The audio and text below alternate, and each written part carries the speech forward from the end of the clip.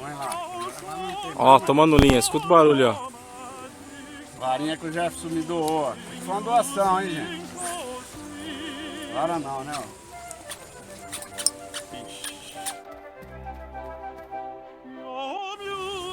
Você não pode O baixar.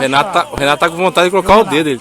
Não baixa a vara, a vara alta. Ele tá com vontade de colocar o dedo na linha pra estourar. Quando ela estiver tomando a frição, Deixa- ó, segura a vara no alto. Vamos ver se o peixe é bom, hein? Vamos ver se o peixe é bom, Já hein? valeu a pesca. Ô! Nossa, o tamanho. Aí, ó, primeiro peixe com a carretilha, hein?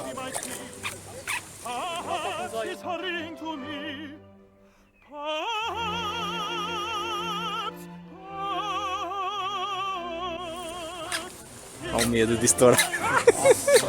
O que é isso? É normal? É normal. Não é, né? Quando você pega um peixe grande é normal. Tá estourando a carretilha, não é não, velho. A carretilha é coisa boa, pai. Esse peixe dá uns 20 quilos, velho. Mas por que dá esse tranco? Você quer me arrancar a perna fora? Porque a frição tá... Tá parecendo o Paulinho quando veio desse dar aquelas bupinadas na gente.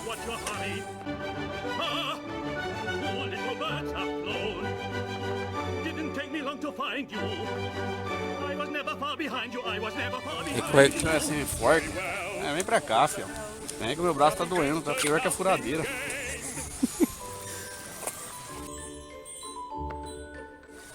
Vixe. Esse carretilha vale 200 conto, cara, ó.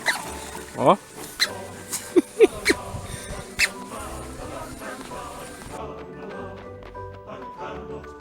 Ah, tem mais essa linha, né? É, linha Olha, boa, o Gerson rapaz. pagou R$2 na linha, me cobrou 20. É, mas... Real, É, né? real no anzol.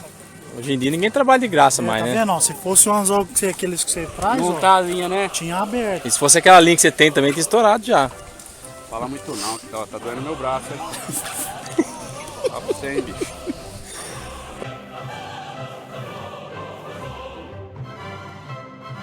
É grande pra caramba. Por isso que tá tomando linha, não é? Tá com meu irmão já. Vamos. Olha o tamanho da criança. É, Leão, eu falei pra você. Ó. Joga lá, cara.